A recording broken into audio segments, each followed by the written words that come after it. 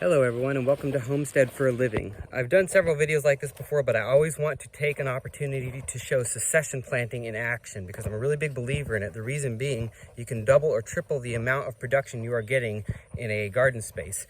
So essentially all you're doing is you're planting your cool weather crops, things like radishes, greens, kale, peas, things like that, and in the early part of the year, and then as they're still growing, then you're planting your summer crops amongst them when they're starting to kind of die out as it gets too hot. And then a third time you do the switch as your summer crops are coming to fruition, you are at the same time sowing your winter crops. And so there's a couple advantages besides increased production because you have 3 growing seasons, you have 3 garden seasons essentially.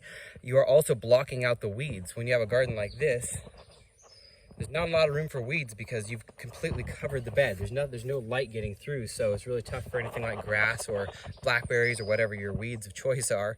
It's tough for them to germinate without any light. And so I wanted to show an example. Right now we are in what is, at the moment, our squash bed. We have our pumpkins and butternut squashes, and we have some melons and things like that elsewhere. Our vining crops, they are all doing really well. But sown amongst them are the last crop, which we are just now harvesting, which is potatoes. We grew potatoes in this bed. So while those potatoes were growing, they left a lot of room because they're mainly a root crop. So we planted something that bears its fruit above the soil. So that way, not only do we have different seasons for those crops, but we're also using the space differently. So as you can see, we have a great crop of potatoes coming out of here. And you can see an example of it happening amongst the squash. If we get inside these leaves, I trace the potato roots, and there they are, growing amongst it. And they're not bothering the squash at all. In fact, they're really quite complementary for each other because, as I mentioned, these gigantic squash leaves are keeping out the weeds. And so that's really working well together, and it's a great example of, you could call it companion planting, succession planting. It's a little bit of both.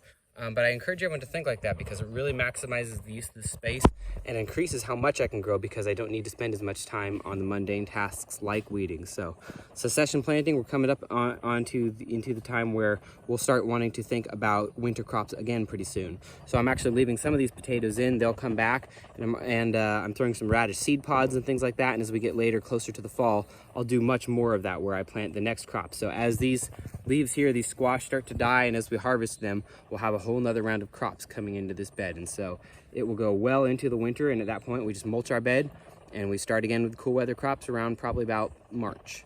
So hopefully that's useful to everyone. In the meantime, everybody, stay safe, be well, and happy homesteading.